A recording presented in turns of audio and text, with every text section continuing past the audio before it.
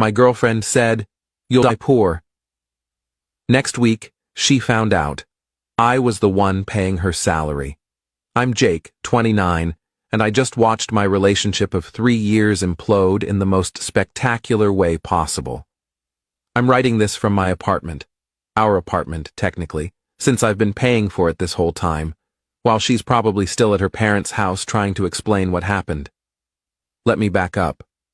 I met Sarah when I was 26, just after I'd sold my first company. It wasn't a huge exit, maybe $4.2 million after taxes, but enough that I didn't need to work for a while. The thing is, I'm not flashy. I drive a 2018 Honda Accord. I wear jeans and hoodies. I live in a normal 2-bedroom apartment in a decent neighborhood. My watch cost $150. Nothing about my lifestyle screams money, and that's intentional. I grew up watching my dad get taken advantage of after he won a settlement, and I learned early that broadcasting wealth just attracts the wrong people. Sarah worked in marketing at a mid-sized firm downtown. We met through mutual friends at a barbecue. She was funny, ambitious, beautiful. We clicked immediately. I told her I was between projects and did some consulting work, which wasn't technically a lie. I consulted for my own investment portfolio and the 3 small businesses I'd quietly bought into after selling my company. About 8 months ago, I bought a majority stake in the marketing firm where Sarah worked. 60% ownership to be exact. The previous owner wanted out, the price was right, and I liked the business model. I installed a new CEO, a guy named Marcus who actually knew what he was doing, and stayed completely silent as an investor. My lawyer handled everything through an LLC. Nobody at the company knew I was the owner except Marcus and the CFO. Sarah had no idea. Why would she? I never brought it up. She'd come home talking about work drama, about clients, about her new boss Marcus, who was actually pretty cool compared to the last guy.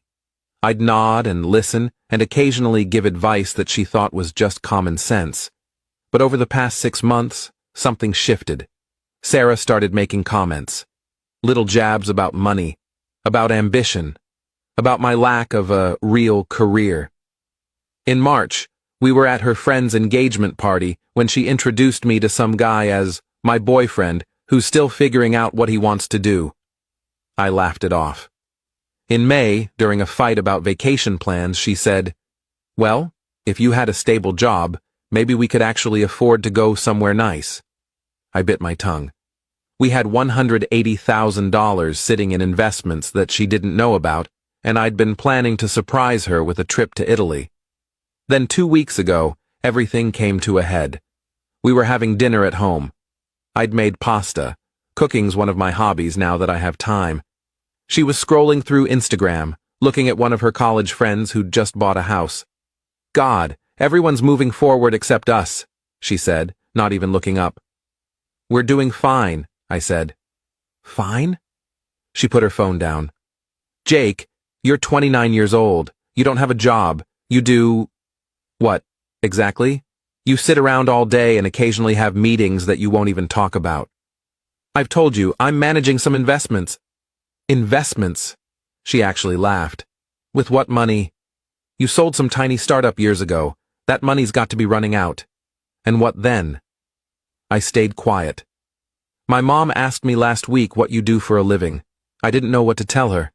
Do you know how embarrassing that is?" "I'm sorry you feel embarrassed," I said carefully. "It's not about feelings, it's about reality. Look at Marcus. He's your age. He's running an entire company. He drives a Tesla. He just bought a condo in the Pearl District. That's what success looks like." I almost laughed. Marcus made a good salary, but I was literally the person signing off on his compensation package. "Maybe you should be more like him," she continued. "More driven, more ambitious. Because honestly, Jake, at the rate you're going to die poor, and I can't stick around to watch that happen." I set down my fork. "You're serious right now. Completely serious. I love you, but I can't build a future with someone who has no drive. I make $68,000 a year and I'm out earning you. That's not how I saw my life going." "So, what do you want me to do?" Get a real job. Stop pretending you're some mysterious investor. Grow up. I nodded slowly. Okay. Okay, what? Okay, I'll think about it. She seemed satisfied with that and went back to her phone. I finished dinner in silence. The next day, I had my weekly call with Marcus. I asked him how Sarah was performing at work. She's solid, he said. Good creative instincts, clients like her. Why? Just curious. We're having some personal conversations about career stuff. Ah, he paused. For what it's worth, she doesn't know how good she has it. Half the team would kill for her job security. After we hung up, I sat there thinking. 3 years. 3 years I'd been supporting us while she built her career. The apartment? I paid 70% of the rent. She thought we split it evenly, but I'd been lying about my half for over a year. Groceries? Mostly me. Utilities? Me. That weekend trip to the coast for her birthday? Me. I'd done it all quietly because I loved her and didn't want money to be a thing between us. But she'd just told me I was going to die poor. I called Marcus back. Hey, do me a favor. Schedule a company-wide meeting for next Thursday. I want to introduce myself to the staff. You sure? He asked. You've been pretty adamant about staying in the background. Yeah, I'm sure. Update 1. Thursday arrived. Sarah left for work that morning in a good mood. She'd been softer all week, probably because she thought her little speech had motivated me. She even made a joke about me finally getting serious about my future. Have a good day, I said as she left. You too, babe. Try to be productive. She kissed my cheek. The meeting was scheduled for 2 p.m. Marcus had told the staff it was a special announcement about company direction. Sarah texted me around 1:30. Stuck in some mystery meeting. Might be home late. I drove to the office and parked in the underground garage. Marcus met me in the lobby. Everyone's in the main conference room, he said. You ready for this? Absolutely. We walked in together. The entire staff, about 40 people, were seated and chatting. I saw Sarah in the 3rd row, sitting next to her work friend Jessica. She didn't see me at first. Marcus called for attention. Thanks for coming, everyone. I want to introduce you to someone who's been instrumental in this company's turnaround over the past 8 months. Some of you might be wondering who actually owns this place now. That's when Sarah looked up. Our eyes met. I watched her face go from confused to shocked to pale. This is Jake Morrison. He's our majority shareholder and the owner of Morrison Holdings, which acquired this firm last year. Dead silence. I stepped forward. Hi, everyone. I know I've kept a low profile, and that was intentional. I believe in letting good people do their jobs without interference. Marcus has done an incredible job as CEO, and from what I've seen, you all have been doing amazing work. I just wanted to put a face to the name and say thank you. I kept it short and professional. Took a few questions about company direction and growth plans. Sarah didn't move the entire time. She just sat there staring at me like she'd seen a ghost. After about 20 minutes, I wrapped up. That's all I've got. Back to work, everyone. And again, thank you. People filed out slowly, some stopping to introduce themselves. Sarah wasn't one of them. She'd already left the room. I found her in the parking garage 15 minutes later, sitting in her car. I knocked on the window. She rolled it down. What the hell, Jake? Yeah, I said. You own the company? My company? I own 60% of it, yeah. And you didn't think to tell me? For 8 months? I didn't think it mattered. You never asked what I actually did with my time. You just assumed I was failing. Her hands were shaking on the steering wheel. This is insane. You let me sit there every night talking about work, about Marcus, about the company. I know. And you just listened? Like some kind of psychopath? I listened like a boyfriend who was interested in your life. Oh, don't give me that. You were lying to me. I never lied, I said calmly. You never asked if I owned a company. You assumed I didn't. That's different. This is semantics, Jake. This is... God, I don't even know what this is. It's karma, I said. You told me I'd die poor. Turns out I'm the one paying your salary. She flinched. That's not fair. None of this is fair, Sarah. I've been paying most of our bills for 3 years while you built your career. I supported you through 2 job changes. I listened to you complain about bosses and co-workers and clients. I never made you feel small about money. But the second you decided I wasn't successful enough for you, you went for the throat. I didn't mean... Yeah, you did. You meant every word. She was crying now. So what? You orchestrated this whole thing to humiliate me? No, I scheduled a meeting to introduce myself to my employees. The humiliation part? That was just a bonus.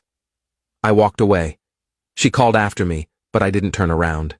Update 2. Sarah didn't come home that night, or the next night. She stayed with her parents, and honestly, I wasn't surprised. On Saturday, she finally texted, "We need to talk." We met at a coffee shop near her parents' place. She looked exhausted. "I'm sorry," she said immediately.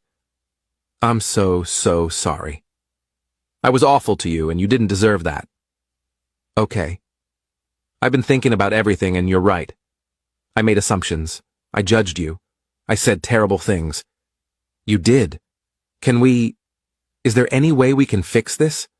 I took a long breath. "Sarah, here's the thing. Even if you'd never found out about the company, we were already over. You told me you couldn't build a future with me. You said I had no drive. You compared me to my employee. Those aren't things you say to someone you respect." I was frustrated. "I get that. But you didn't talk to me about it like a partner. You went straight to contempt, and now the only reason you're apologizing is because you found out I have money. If I'd actually been broke like you thought, you'd already be gone." She didn't argue because she knew it was true. "I think you should move your stuff out," I said. "I'll cover rent through the end of the lease so you have time to find a place." "Jake, I'm not trying to be cruel. I'm just done," she cried. I almost caved. Almost. But then I remembered that feeling of sitting across from her at dinner, being told I'd die poor by someone who had no idea what I'd sacrificed to support her dreams. We divided everything over the next 2 weeks. It was remarkably civil, considering. She moved in with her parents temporarily. I heard through mutual friends that she's already looking for a new job at a different company, which is probably smart. Working at a place owned by your ex has to be awkward. Final update. It's been a month now. I'm doing okay. Better than okay, actually. I've been traveling, spent 2 weeks in Japan, something I'd always wanted to do. I'm looking at buying another business, maybe something in the tech space this time. Sarah sent me a long email last week, apologizing again, explaining her perspective, asking if we could try therapy. I didn't respond, not because I hate her, but because there's nothing left to say. She showed me exactly who she was when she thought I had nothing to offer, and I can't unknow that. Marcus told me she put in her notice. She's taking a job with a competitor for slightly more money. I approved her exit package personally. 4 weeks severance, which is generous considering she'd only been there 18 months. No hard feelings on my end. She did good work. The weird thing is, I don't feel vindictive anymore. I felt that rush of satisfaction in the conference room, sure. But now, I mostly just feel relieved. I spent 3 years pretending to be less than I was because I thought it would make someone love me for the right reasons. Turns out, it just made her think less of me. I'm not going to hide who I am anymore. Not my success, not my wealth, not my ambitions. If that attracts the wrong people, so be it. At least I'll know who they are from the start. Edit 1. A lot of people are asking why I didn't just tell her from the beginning. Honestly? Fear. My dad got remarried after his settlement, and his new wife spent everything within 5 years and then left. I watched him become paranoid about money and relationships. I thought if I kept things modest, I'd avoid that. Clearly, different problem, same result. Edit 2. Yes, I'm still paying 70% of the rent through the lease end. It's only 2 more months, and I'm not petty enough to leave her scrambling. She has until November to figure it out. Edit 3. Someone asked if I'm worried about her bad-mouthing me at the company or in the industry. Not really. She's smart enough to know that would only make her look worse. Plus, Marcus has my back if anything weird comes.